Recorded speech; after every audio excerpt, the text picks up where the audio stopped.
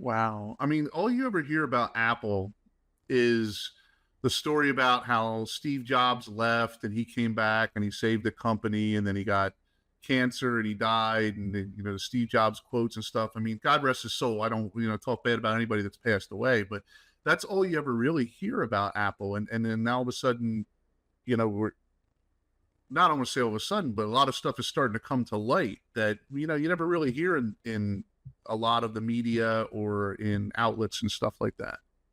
Well, there was two Steve Jobs. I like to call it Steve Jobs 1.0, which I knew, uh, who was crazy, and I tried to stay as far away from him as he possibly could. And then there was Steve Jobs 2.0 that got enlightened after all of his failures. He had the failure with the introduction of the Apple III and didn't sell for very well for several years because he lacked having an operating system and software to do anything with it. And then he came out with, became the general manager of the Lisa Group and shut that thing down and affected the stock price of the company. And shortly thereafter, he got kicked out of the company. Well, he marketed with mirrors, which is John Scully's explanation when they introduced the Macintosh, and they fooled 100,000 people to buy 100,000 Macintoshes, only to find out that the thing had 128K of memory, which they knew. But what they didn't know is because it was a pixel screen, which required 64K of memory all by itself, plus the operating system, the largest program you could write would be 10K, 10 kilobytes. And you couldn't do much with that. So you really couldn't do anything with that other than use it as a paperweight. So the Mac sales throughout 1984 was 100,000. It was introduced at the Super Bowl in January of 19. The famous commercial. It was a famous commercial. Yeah. Yeah. And then sales dropped to 4 units in January of 1985. And Steve is the runner of that division plus Lisa. And then there's Abysmal end of life that he did on Lisa. So they eventually the board pushed him out of the company because he was an abysmal failure. Then he went on to do another computer, which he called Next.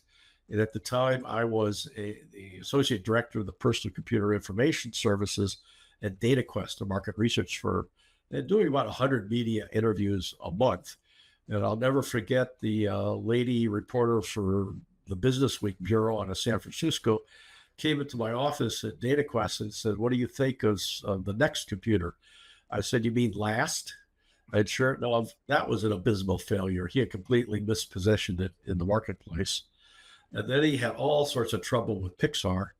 And I found in my, which was about to go out of business after he bought it. And I found in my research for building and scaling great products that Steve sought out Dave Packard, one of the co-founders of Hewlett Packard. Hewlett Packard, right? Yeah, former defense, deputy defense director, secretary of defense.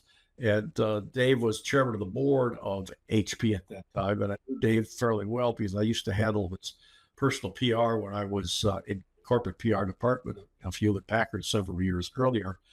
And in 1989, he sat down with Dave. And one of the things Dave taught Steve is don't be afraid to cannibalize your own product, because if you don't do it, somebody else will. So he listened to that.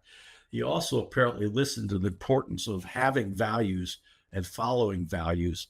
And when he came back to Apple, in fact, one of the things he commented about is one of the keys to Apple's success is that it has a set of coherent values that it follows. And that is, in my opinion, one of the reasons that the company's one of the most valuable companies in the world.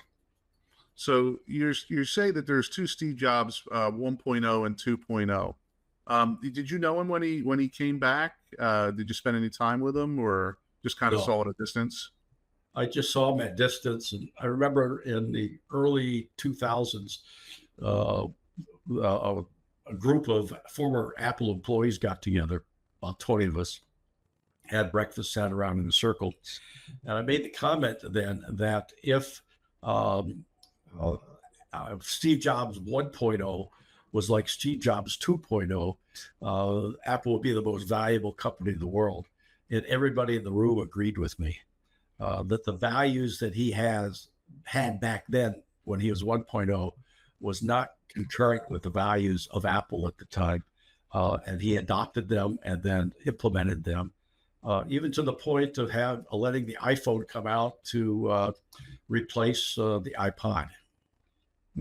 Yeah, you're talking about the early days of home computers, and I remember that. Not everybody had a home computer, and it must have been a hard sell for just to get people to buy computers because people didn't trust them, or they only saw things in movies that computers would go haywire and take over the world and all that stuff. So I imagine the monumental task of even just trying to market those products to people that were computer illiterate versus today, where everybody's got the cell phone, small computer in their hand.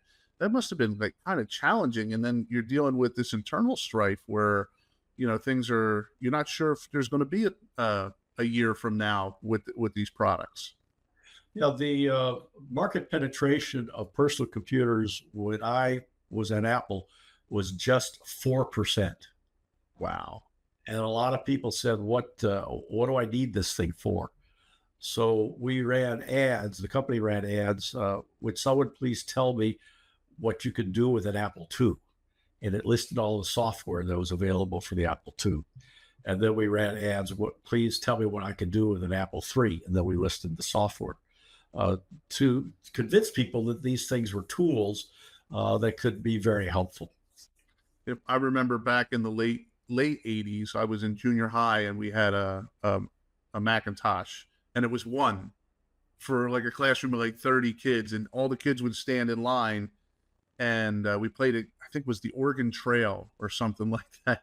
I mean, that was my first inception. I didn't own a personal home computer until probably after the year 2000, 2001, something like that. So the market penetration, even with the younger generation, was probably very difficult. Yeah, very small. And a lot of people didn't know that they would find anything useful. Mike Markla, in fact, wrote a checkbook program for the Apple II just to help have some things as to what people would use it for. So you have a book called Building Insanely Great Products. Let's talk about that.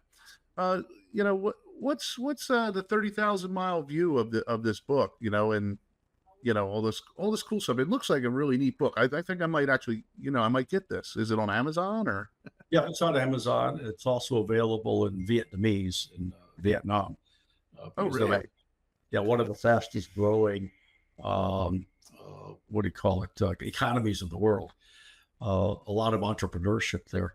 But it goes through the 5 keys to product success, which the mnemonic SPICE for my company's name, Spice Catalyst, talks about.